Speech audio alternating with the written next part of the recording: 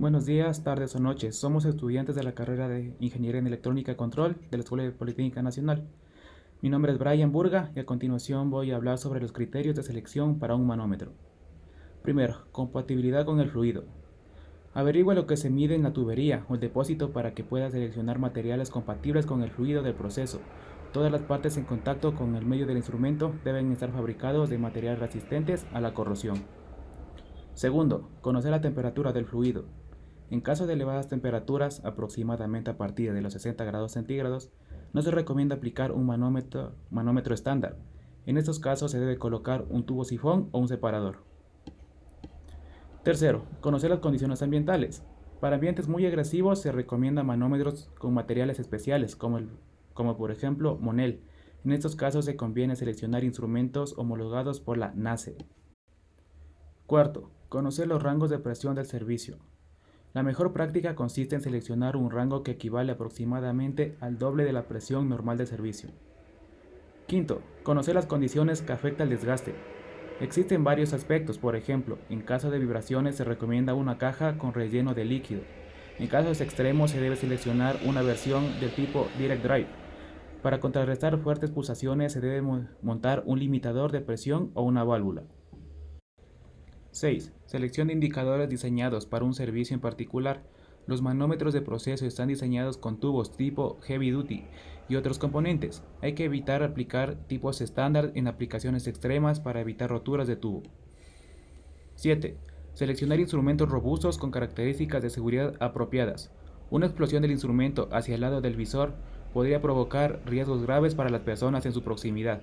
En tal caso se recomienda ejecuciones con Seal Front y disco de seguridad que canalizan la onda expansiva hacia el lado dorsal.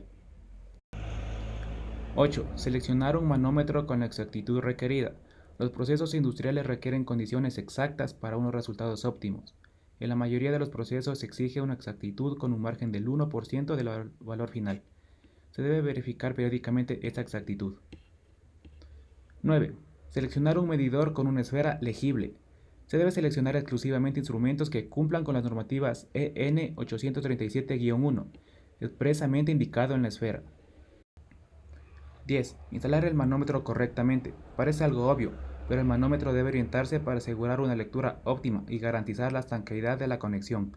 A menudo hay que colocar juntas de estanqueidad con el material adecuado. Mi nombre es Christopher Viteri y yo les voy a hablar sobre los aspectos para la instalación del manómetro. Como primer aspecto tenemos el montaje. El manómetro debe ser montado de acuerdo con las necesidades del proceso. Para ello existen diferentes formas de caja y posiciones de la rosca de conexión, tal como podemos ver en la figura. Como segundo aspecto tenemos la posición del manómetro. El manómetro debe medir siempre en posición vertical, salvo especificaciones expresas del comprador en conocimiento del fabricante. Es absolutamente normal que un manómetro ya calibrado en posición vertical no tenga la aguja en cero al ser colocado en posición horizontal, sobre todo si se trata de un manómetro de baja presión. Tercer aspecto tenemos la fijación. El manómetro debe conectarse al proceso utilizando herramientas adecuadas. Para ello se provee el facetado del soporte de este. Nunca fije un manómetro sujetándolo de la caja, ya que esto provocaría la rotura de este. Como cuarto aspecto tenemos el grifo. En todos los casos se deberá instalar un grifo de aislación entre el proceso y el manómetro, con el fin de poder quitar este sin detener el proceso. Como quinto aspecto tenemos las vibraciones mecánicas. Se debe evitar que las vibraciones de la instalación lleguen al manómetro. Cuando éstas existan, hay que mantener el manómetro sobre un soporte rígido, el cual no esté vinculado a la instalación. Si este soporte no se puede colocar, se debe utilizar un manómetro en baño de aceite. Ahora vamos a hablar sobre los criterios para seleccionar medidores de flujo. Lo más importante a la hora de elegir con qué medidor de flujo vamos a trabajar es comprender todos los requisitos de la aplicación que se va a llevar a cabo. Dicho esto, los parámetros más importantes que se deben tomar en cuenta para la selección del medidor de flujo podrían ser estos. Primero, ¿cuál es el fluido que se está midiendo? pues cada material se comporta de manera distinta. Por ejemplo, no es lo mismo medir el flujo de agua que de aire o de aceite o de cualquier otro material. Además, necesitamos saber si el flujómetro debe realizar la medición continua o la totalización.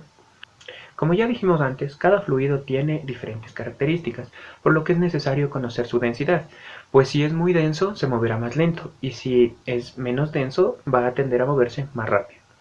También tenemos que saber si nuestro fluido está limpio. ¿Qué quiere decir esto? Quiere decir que debemos saber si el fluido tiene partículas o sólidos en suspensión. Adicional a esto, se debe saber si el flujómetro necesita una salida de señal electrónica o un visualizador local. Va a haber aplicaciones en las que el operador tiene que acercarse hasta el lugar donde está el flujómetro y visualizar la medida. Por el contrario, hay otras aplicaciones en las que se transmite la señal a largas distancias para llegar a un centro de control.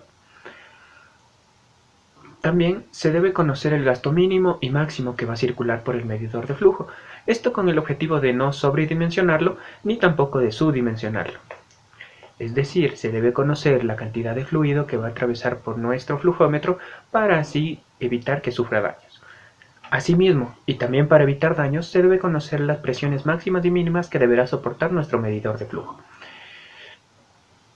Para proteger también al sensor, debemos conocer el rango de temperaturas en las que va a operar, para con esto seleccionar un flujómetro que pueda trabajar dentro de esas temperaturas y no vaya a sufrir daños por temperaturas muy altas o muy bajas. Como ya sabemos, el fluido va a circular a través de nuestro medidor de flujo, por lo que debemos saber si el fluido es químicamente compatible con las partes húmedas del flujómetro.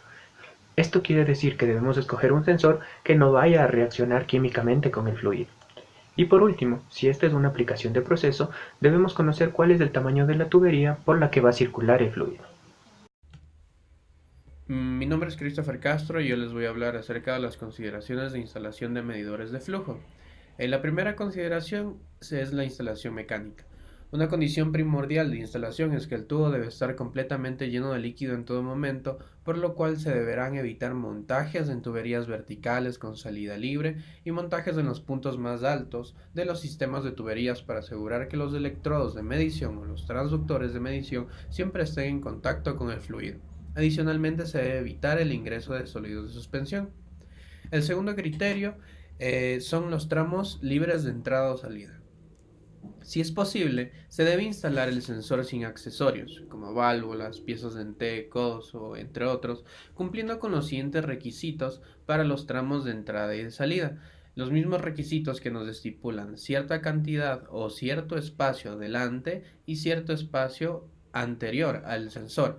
Todo esto con el objetivo de procurar que el fluido no se vea afectado por la trayectoria del tubo, como puede ser el caso de un codo o en una bifurcación. El siguiente punto es la instalación de bombas. Se debe procurar no instalar el flujómetro en la succión de una bomba. Esto con el objetivo de evitar una baja presión y el riesgo consiguiente de dañar el revestimiento del tubo de medición.